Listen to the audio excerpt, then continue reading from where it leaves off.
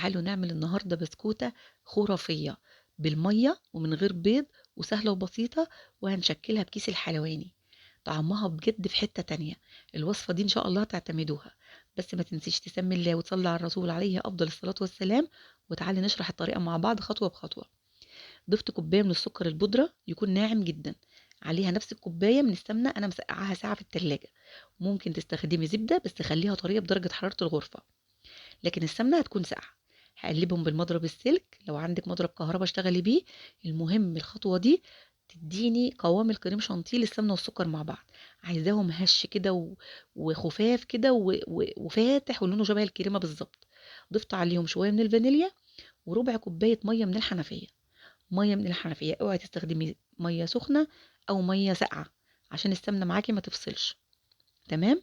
بعدين هضيف معلقتين كبار من البودرة بتاعة الكاسترد، لو مش متاح عندك استخدمي معلقتين كبار من النشا. هقلبهم مع بعض بالمضرب السلك، انا مشتغله كل البسكوت زي ما حضراتكم شايفين على ايدي بالمضرب السلك. هضيف بقى معلقتين كبار من الزيت، لزوم بقى اللون الذهبي حلو للبسكوت، وبيديني ترميله كده حلوه وقرمشه في البسكوته. قلبت الخليط، دلوقتي هضيف بقى نص معلقه صغيره من البيكنج باودر. نص معلقه صغيره بس عشان البسكوت ما ينفخش وما يفرش مني. و3 كوبايات ونص من الدقيق، انا بستخدم دقيق جميع الاستخدامات، هنزل بيهم بالتدريج. سبت نص كوبايه على جنب، نزلت بشويه من الدقيق. دايما بحب بقي في اي عجينه بسكوت بحب بقي نص كوبايه كده عشان اشوف العجينه هتاخد مني قد ايه. عجينه بسكوت الحلواني بتاخد دقيق اقل من بسكوت المكنه عشان تبقى سهله وهي بتنزل من الكيس.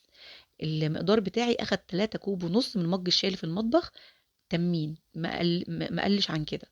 بدأت ان هي تنضف الطبق اللي بعجن فيه، بس مش هعجن كتير عشان العجينه ما تتكتمش معايا وتبقى هشه كده والبسكوته تبقى مقرمشه. اوعوا يا جماعه تجيبوا كيس الحلواني اللي من جوه قماش، دايما هاتوا الكيس اللي من جوه جلد او مشمع. ده شكل كيس الحلواني. في منه مقاسات، انا بجيب المقاس الوسط. وده تيب البسكوت مشط كده، ملوش اي ارقام، هو بيتجاب من اي محل ادوات منزليه او محل مستلزمات التورت والجاتوهات. بحط العجينه على طول قبل ما تسخن. اهم حاجه ان العجينه ما تسخنش منك. مش كلها، بحط شويه في الكيس وببدا ان انا اضغط على قد وبقطع البسكوت في الصواني.